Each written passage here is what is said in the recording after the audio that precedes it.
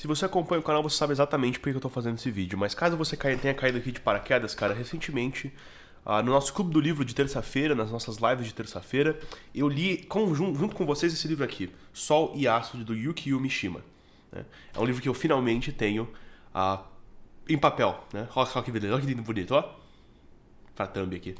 É um livro que eu tenho, que eu gosto muito, que eu li pela segunda ou terceira vez em live, né? E a gente fez uma aula sobre cada um dos capítulos desse livro.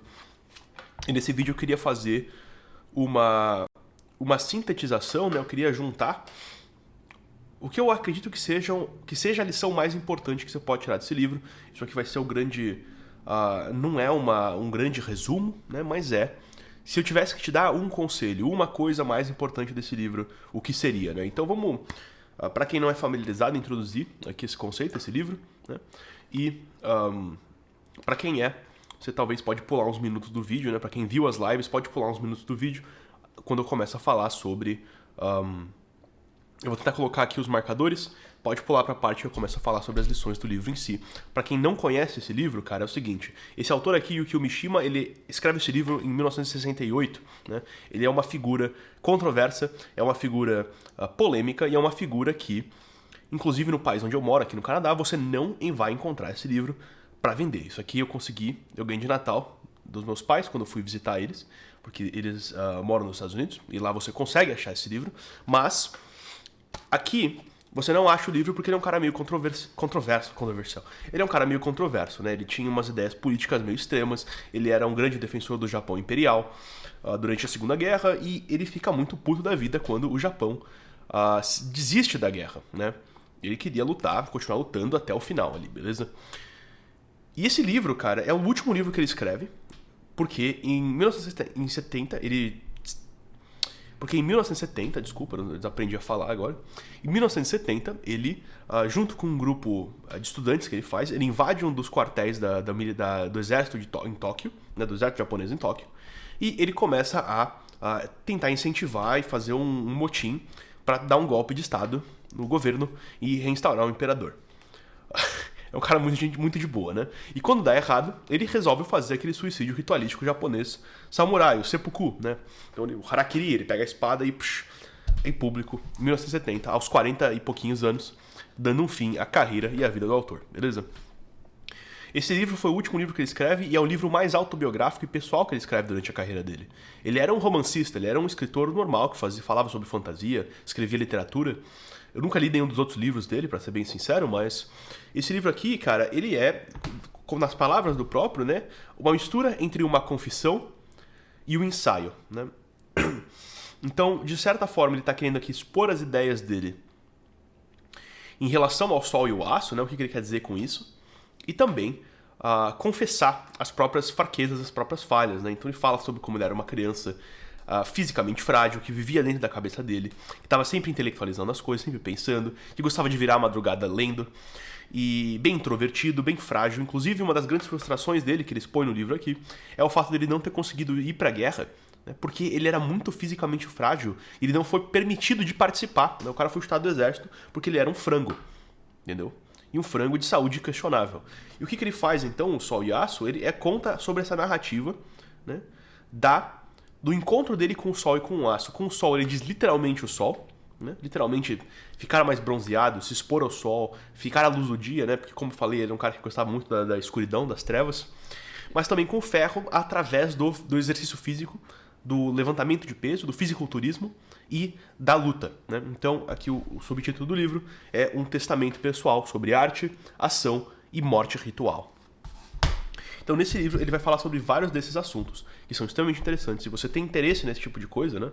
Sobre vida, morte, sobre ação, Se você é uma dessas pessoas que também pensa demais, que vive na própria cabeça, que está sempre questionando e ficando ansioso com os próprios pensamentos, cara, eu recomendo muito que vocês ou leiam o livro, né? Se vocês encontrarem, ou se vocês achem na internet aí. Eu li esse livro por meios não talvez 100% legais, mas... ou deem uma olhada nas lives que eu fiz aí sobre o assunto. Acho que são são várias lives aí. A gente ficou uns 2 meses nessa, falando sobre esse livro, sobre cada um dos capítulos do livro, tá bom? E agora vamos pro ponto mais importante, né? Se você quiser lá assistir depois voltar, eu acho que é muita coisa, mas Fiquem comigo aqui, tá bom? Em determinado capítulo, eu acho que é no capítulo 3, o Mishima ele chega à seguinte conclusão. Que conforme ele vai levantando o ferro, conforme ele vai esculpindo o corpo dele com o exercício físico, ele percebe que o corpo dele vai tomando certas propriedades do aço, né? O título do livro é Sol e Aço, né? Então, por isso que é o título do vídeo que eu falei, se torne Sol e Aço. Essa é a lição mais importante dele. Porque ele percebe o seguinte, conforme eu vou treinando, conforme eu vou levantando ferro, conforme meus músculos vão ficando mais maiores e mais fortes, eu percebo que eles vão tomando uma característica parecida com a do aço. E que eu começo, né, com o Sol e com o aço, eu começo a meio que irradiar essa energia que eu não tinha antes. Então, conforme ele foi se expondo ao Sol e ao aço, ele foi se tornando mais como o Sol e com o aço. Essa é a lição mais importante do livro. Que ao você interagir com o Sol e com o aço por um longo período de tempo, ao transformar isso parte da sua identidade, ao fazer isso com consistência, você se torna mais como o Sol e com o aço. Beleza, Gabriel, você ficou maluco, você está alucinado. Que porras isso tem a ver e por que isso é um conselho, cara? Por que você quer se tornar mais como o Sol e como o aço? E por uma questão muito simples, né? Quando a gente pega o Sol e o aço em si, né? A gente sabe, exercício físico é bom pra você, Sol e vitamina D é bom pra você, né? Exposição ao Sol é bom pra você, né? Com limites e tal, os cacete. Todo mundo sabe disso. A gente sabe, beleza, ok, bacana. Mas quando a gente olha pro Sol e pro aço de uma forma simbólica, a gente vê uma forma muito mais profunda de encarar esse assunto, uma forma muito mais rica de ver essas coisas, entendeu? Tudo parte dessa ideia do Mishima de que nada que vai e vem é você, né? Então você tá ali na sua cabeça, nos seus pensamentos, racionalizando tudo, né? Inventando desculpas para não fazer as coisas que você quer fazer, se sabotando, né? Pensando demais se você deveria ou não fazer uma coisa, sempre se questionando. Você tá dentro da sua cabeça, você tá vivendo dentro de uma coisa e você é refém de uma parte sua que não é estável. Você se identifica demais com uma parte sua que não é estável, que está sempre indo e voltando. Um dia você sente uma coisa, no outro dia você sente uma outra coisa. Uma hora você está com fome, na outra hora você está puto, na outra hora você está, né, feliz, na outra hora você está achando as coisas engraçadas. Os seus sentimentos, eles não são você, porque eles estão sempre muito instáveis, eles estão sempre indo e voltando. E mesmo durante todas as saídas e voltas e sensações e pensamentos que vão e entram e passam pela sua cabeça, alguma coisa continua, e essa coisa que continua é você. Mas isso que vem e vai não é você. E o que as pessoas fazem? Elas se prendem a essas coisas, né? É só você olhar como as pessoas falam. Eu sou ansioso, eu sou depressivo, eu sou bipolar, eu tenho TDAH, né? Eu sou alguém com TDAH. Na linguagem que as pessoas usam, elas se identificam com as próprias disfunções, assim, elas se identificam com as próprias falhas, elas se identificam com os próprios pensamentos, né? Com seus pensamentos intrusivos, que geralmente são loucura. E o que acontece quando a pessoa faz isso é que ela perde um pouco desse senso de identidade. Ela se torna menos como o Sol e como o aço, e ela se torna mais como uma coisa maciazinha na noite escura, né, entendeu? Escondido, recuado, tímido, né, inseguro. Quando você pega, por exemplo, os gregos, eles tinham o deus Apolo, né? Deus Apolo era o deus do Sol, comumente conhecido. Mas ele também era o deus da música, da poesia, da profecia, da cura, da arte, do arco do conhecimento, ou seja, da filosofia, da luz e da beleza. E também ele era o oráculo de Esparta, era um dos deuses mais importantes de Esparta. Esparta, do deus de Esparta, do 300 de Esparta, de descer a porrada em vagabundo, entendeu? E caralho, os espartanos, que eram aquele povo, né, comumente conhecido como aquela galera, porra, duro, brutamonte e não sei o quê, eles cultuavam o deus da poesia, da beleza, da profecia, da cura, da arte, do conhecimento? Sim, porque tudo isso também, né, ele, também como o Sol, era o deus de uma certa disciplina, né? Eu ouvi alguém falando uma vez que é como se fosse o deus da civilização. Ele é o deus da civilização, né? O que é? Música, cura, né? Medicina, arte, conhecimento, beleza. São, né, os valores que construem nossa civilização. E era o oráculo de Esparta, né? Esparta, que é conhecido como bando de brutamonte, eles, na verdade, quando você olha historicamente, eles eram extremamente inteligentes, extremamente bem educados. E eles tinham como Apolo, como o Sol, o deus do Sol, como a principal, uma das suas principais divindades. Né? Se você pega, até inclusive na mística cristã, você tem Cristo sendo representado como sol sempre. Por quê? Inclusive, um dos apóstolos, né, João, ele é sempre representado como uma águia. Porque a águia é o único animal que voa olhando diretamente para o sol. Então, você tem sempre essa imagem simbólica do sol como o centro, como o rei, como o Deus. Né? Deus Pai é o sol, pá, tá ali, brilhando, imóvel. Ele não se move, ele irradia energia, ele abunda energia. Ele tem tanta energia, mas tanta energia, que ele dá generosamente, livremente para todo mundo. Energia tanta essa, tanto poder, tanta energia, tanta criação, tanta vigor, que existem coisas, inclusive, que não conseguem resistir, né? Que é demais para eles, né? A gente se queima no sol, né? A gente fica queimado de sol, ou seja, aquela energia é tão grande que ela queima a gente, mas o Sol, ele tá parado ali e os planetas, eles se atraem para ele, né? Não é ele que tá mandando os planetas orbitarem ele. Os planetas orbitam ele porque eles se atraem por aquela energia. Então, quando você vai se tornando mais como o Sol, como Apolo, né? Quando você entra em contato com o Sol e você vive no mundo do Sol, né? O Sol também, ele é a verdade. Por quê? Por que o Apolo é o deus do conhecimento e o deus do Sol ao mesmo tempo? Porque para você entender uma coisa, para você ter conhecimento, você tem que enxergar aquela coisa com clareza. Eu tenho que ver aquela coisa com clareza. E é só na luz do dia, né? Pensa antigamente, que não tinha energia elétrica, que as cidades eram totalmente escuras. Cara, você já foi pro mato, né? Pra natureza, alguma coisa assim, quando ficou a noite num breu, sem nenhuma luz, cara? Você não chega a porra nenhuma. Como que você entende alguma coisa quando tá tudo escuro e você não consegue ver? Como você aprende sobre as coisas quando você não consegue enxergar as coisas, né? Então, a luz, né? A luz do sol, a clareza sempre foram associadas com os conhecimentos. Da mesma forma, beleza, né? As plantas crescem, os animais crescem, a gente se fica mais energético, né? A vitamina D que faz com que a gente tenha mais energia, melhor imunidade, um monte de coisas que as pessoas ainda estão descobrindo que a vitamina D faz, né? Beleza, força, vigor, né? Música, poesia, cura, profecia. Profecia também é meio óbvio, né? Com essa questão da luz, de você enxergar. Então, óbvio, você enxerga também no futuro, né? Da profecia. Quando você se aproxima dessas coisas, né, de não só você entrar em contato com o sol, de tomar sol, mas de você viver buscando essa verdade, você viver não no quarto escuro da noite, que ele fala no livro, não na escuridão, no abismo da noite, onde você e a sua cabeça, mas no sol, à vista de todo mundo, né? Quando você está no sol, quando você está num lugar claro, você pode ver tudo, sim, mas as pessoas podem ver você também, né? E existe esse medo, inclusive, o medo de ser percebido. Você vê a timidez muito disso também, né? Esse medo de ser notado. Você vê os outros, mas os outros também veem você. E aí, ao se tornar mais como o Sol, você se torna mais essa força que que mantém o seu curso, que tem a sua estabilidade, né?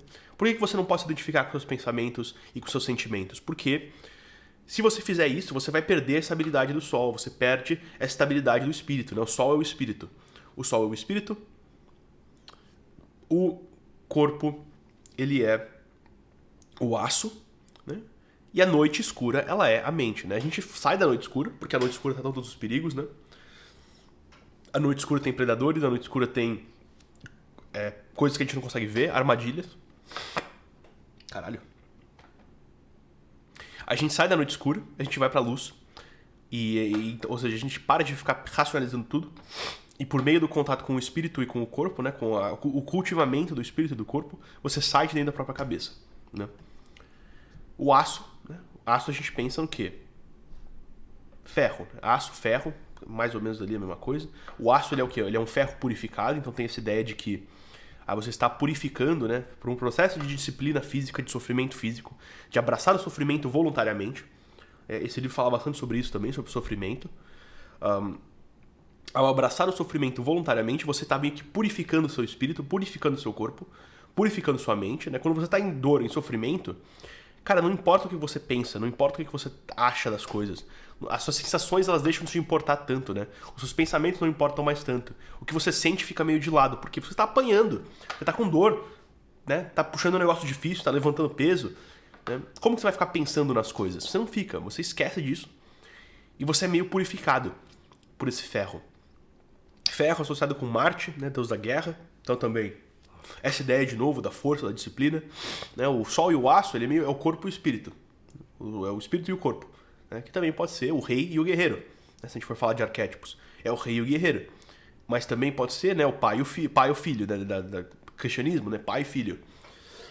Você tem a força suprema criadora que irradia energia, você tem o guerreiro que tem o aço que faz com que as coisas aconteçam, que ele vai lá e ele sofre na cruz. E quando você junta essas duas coisas, o que acontece é que você se torna mais como o sol e como o aço. Você se torna mais duro, resistente, forte, purificado, disciplinado, você aceita o sofrimento, você abraça essa morte voluntária, você anda lado a lado com a morte, o que é o primeiro passo para você conseguir viver de verdade. E você se torna mais como o sol, você se torna mais energético, mais entusiasmado, né? Eu falo num vídeo que eu gravei agora há pouco que entusiasmo vem de estar cheio de Deus, e theos, entusiasmo, ou seja, estar preenchido de Deus, né? Então, essa força criadora do sol, né? A gente pode também trocar Deus por sol nesse caso, né? Então, entusiasmo é você estar o quê? Cheio de sol, cheio de energia, cheio de vitalidade, né? Cheio de Deus. E você se tornando como sol e como aço, você sai um pouco de dentro da sua cabeça, você para de ficar preso nos seus pensamentos e você se torna uma força que age no mundo, né? Essa é a principal lição do livro Sol e Aço. E isso é uma coisa que a maior parte das pessoas, quando lê esse livro, elas não vão entender. Elas não vão entender por quê? Porque elas não estão lendo direito. Porque elas não estão lendo com a profundidade correta, elas não estão lendo com a técnica certa, né? A gente não é ensinado a ler, a gente aprende a ler como? Ah, lê aí. É como se a gente estivesse vendo uma aula, mas ela está em palavras num livro. Ela não é uma coisa que você tem que engajar ativamente, que você tem que fazer da forma correta, beleza? O tamanho desse livro. O tamanho desse livro, e eu consegui fazer.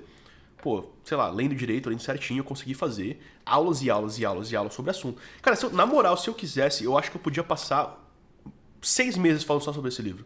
6 meses só tirando coisas daqui. Por quê? Porque quando você consegue ler de verdade, quando você consegue ler da forma correta, você consegue ler com muito mais profundidade. E você consegue tirar dos livros, não um conhecimento rapidinho pra falar na mesa do bar e pros seus amigos acharem que você é esperto, ou pra você, sei lá, pegar as menininhas porque elas vão achar que você é intelectual, esse cacete. Você tira conhecimento que de fato muda a sua forma de ver o mundo, a sua forma de agir, a forma que você entende a si mesmo, ou seja, a sua forma de agir e, por consequência, a sua vida, né? E se você quiser aprender a fazer esse tipo de coisa com o livro, a conseguir ler com este nível de profundidade, eu recomendo que você dê uma olhada no meu curso Lectio Magna, a grande leitura, é o primeiro link aqui embaixo, e lá tem tudo que você vai precisar saber para conseguir ler livros com profundidade, para conseguir tirar mais sentido, mais riqueza para sua vida e conseguir viver uma vida melhor, beleza? Então, vejo vocês no próximo vídeo aí. Tô meio gripado, então se eu não fiz nenhum sentido, é porque eu sou gripado, não é porque o vídeo ficou uma bosta, tá bom? Até a próxima. Tchau, tchau.